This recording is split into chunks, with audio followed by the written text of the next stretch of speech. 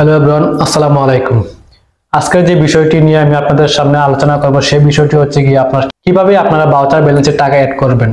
এমনকি আমরা যখন অর্ডার কনফার্ম করি ওই ক্ষেত্রে কিন্তু আমাদের ডেলিভারি চার্জটি অগ্রিম দিতে হয়, সেই ক্ষেত্রে কিন্তু আমাদের ভাউচার ব্যালেন্স থেকে ডেলিভারি চার্জটি দিতে হয়।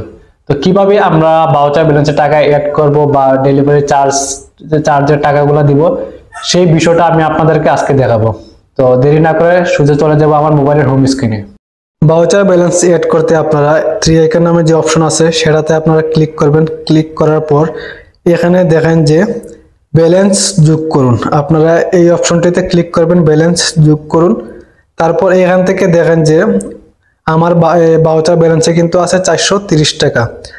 আপনাদের যদি টাকা না থাকে আপনারা কিভাবে ভাউচার ব্যালেন্সে টাকা অ্যাড করবেন, এখানে দেখেন আপনার টাকার পরিমাণ লিখতে পারেন। এখানে কিন্তু আপনারা সর্বনিম্ন 20 টাকা থেকে টাকা অ্যাড করতে পারবেন। এটা কিন্তু খুবই গুরুত্বপূর্ণ জিনিস, অনেকেই কিন্তু জানে না যে সর্বনিম্ন কত টাকা আপনি অ্যাড করতে পারবেন।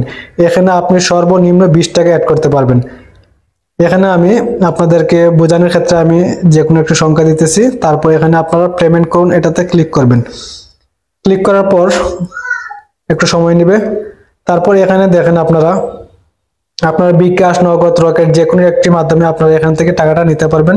তারপর এখান থেকে আমি বিকাশ সিলেক্ট করতেছি। বিকাশ সিলেক্ট করার পর আপনারা এই জিনিসটা লক্ষ্য করুন, এখানে কিন্তু আপনার প্রথমে যে জিনিসটা দেওয়া আছে এটা কিন্তু ট্রানজ্যাকশন আইডি। আপনি যখন টাকাটা সেন্ড মানি করে দিবেন তখন কিন্তু একটা ট্রানজ্যাকশন আইডি নাম্বার থাকে, সেটা আপনি কপি করে এনে এখানে কিন্তু বসাবেন।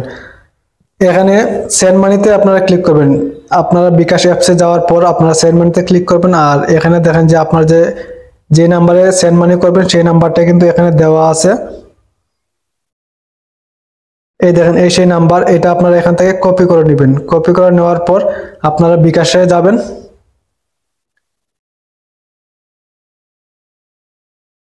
বিকাশে যাওয়ার পর আপনারা এখানে সেন্ড মানি যে অপশন আছে সেটাতে আপনারা ক্লিক করবেন।